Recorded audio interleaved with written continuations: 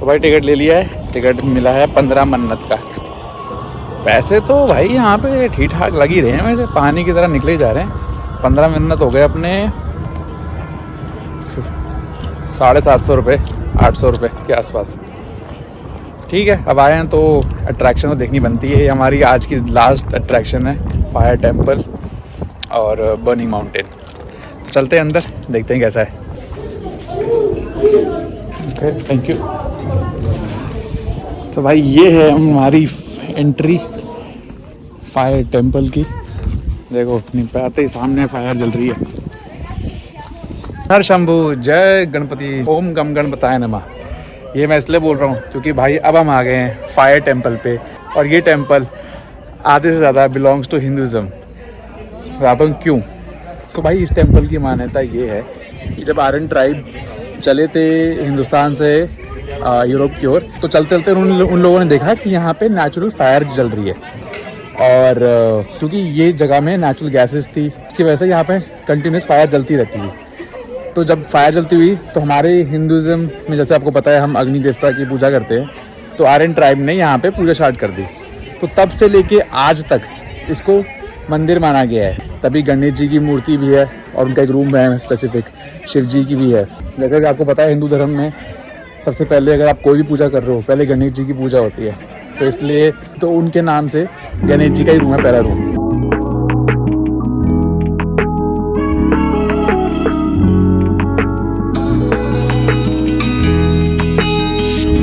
That merchants from India, from Iran, they were passing by here to go to Europe.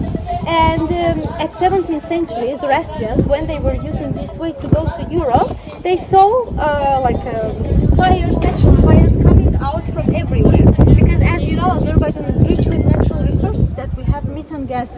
It comes up, it touches to the air, and it takes flame. So that's why Zoroastrians, they do believe in fire, and they saw fire is coming out from everywhere.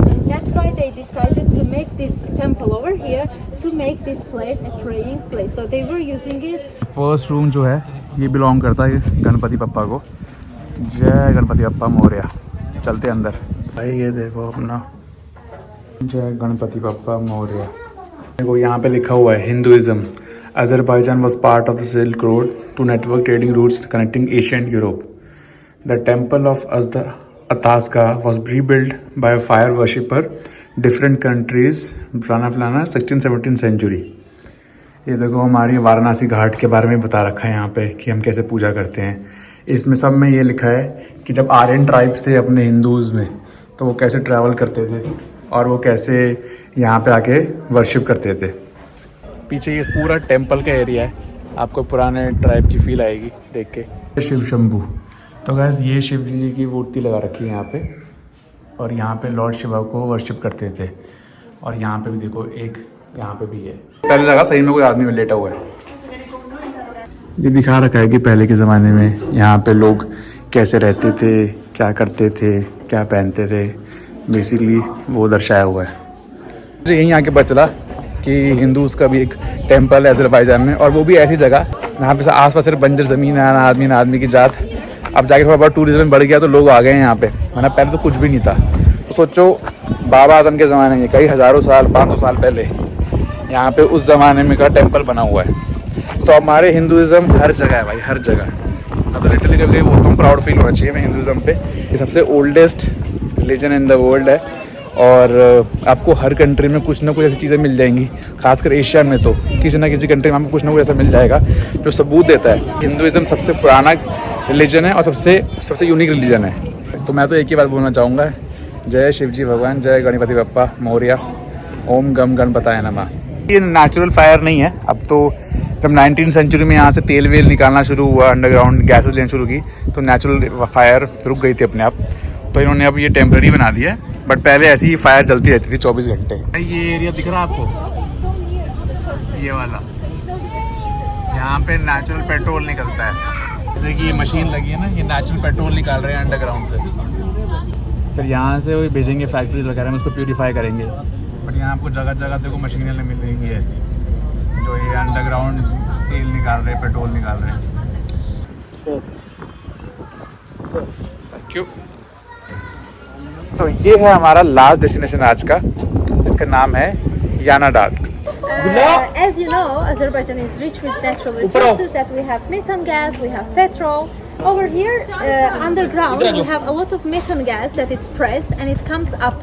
Okay. When it comes up, it breaks the surface, and when it touches to the air, I mean to the oxygen, it starts to take fire, to flame, you know. And this mountain is burning at least 2,000 years. Since at least 2,000 years. Continuously they are like burning. Continuously. Okay. It will never stop. Even if we have rain, we have snow, it will always continue. It can stop for 1 minute and then it will retake it. Even if it's like raining heavily. Yeah, it's raining, snowing, anyways, it will always continue.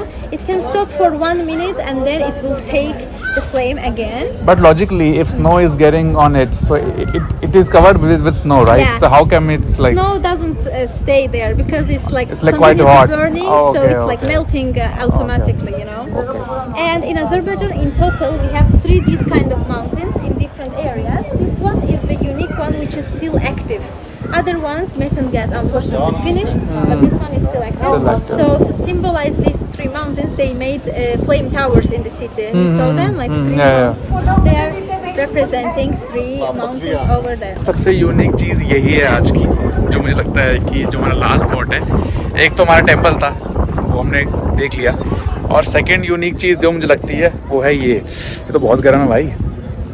पहले तो पीछे आ जाऊँ, बहुत गर्म हवा आ रही है, जबकि मैं इतना दूर खड़ा हूँ, फिर भी बहुत गर्म लग रहा है। के अकॉर्डिंग ये नेचुरल 2000 साल से कंटिन्यूस ऐसे जल रहा है। धूप हो, बारिश हो, बर्फ़ हो, आंधी तूफान हो, कुछ भी हो, ये बुझती ही नहीं है आग। मैंने तभी उससे पूछा कि अगर बर्फ़ पड़ जाए इसके ऊपर और ये कवर हो जाए पूरा, तब भी ये जलता रहेगा।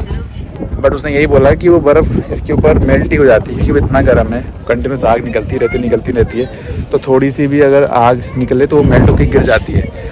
तो इन शॉर्ट ये कंटिन्यूस जल ही रहा है ऐसे हज़ारों साल से। यूनिक है जो मैंने अब आज देखा है अपनी लाइफ में, कि ऐसा एक माउंटेन जिसमें से आग निकल रही है। तो आई थिंक ये इसके लिए तो आना बनता है। इसके अंदर से ये नेचुरल गैसेस है, यहाँ से बहुत गर्म है, आगे नहीं जा रहा मैं, काफ़ी हीट वेव आ रही है। नेचुरल इस रॉक पहाड़ से गैसेस निकल रही हैं, तो उसकी वजह से इसमें कंटिन्यूस आग जल ही रही है।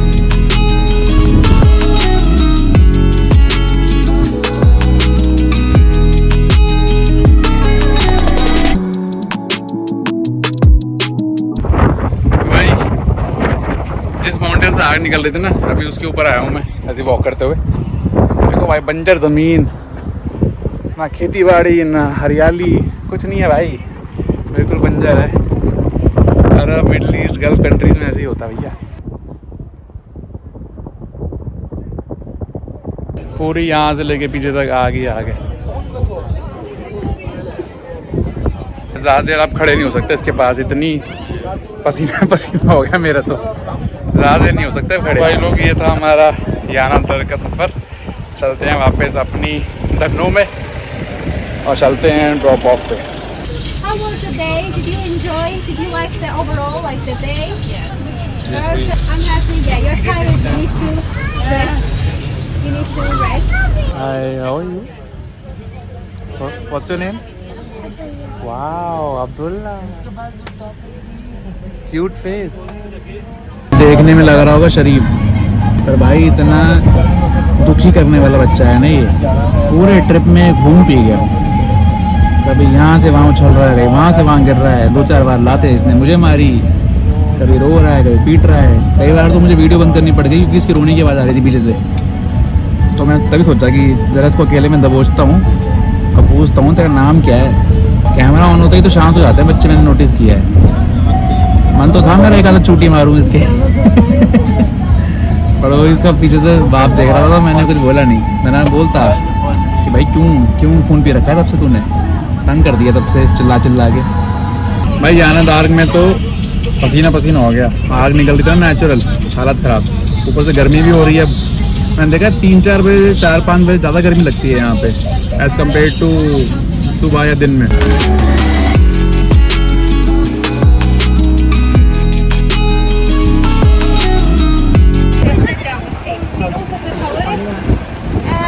Okay, thank you so much. Thank you. Thank you so much. Thank you. तो भैया ये था आज का हमारा सफ़र।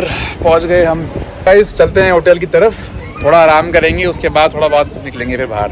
अभी 5:40 हो रहे हैं, तो 2-3 घंटे आराम कर लेना चाहिए मेरे हिसाब से।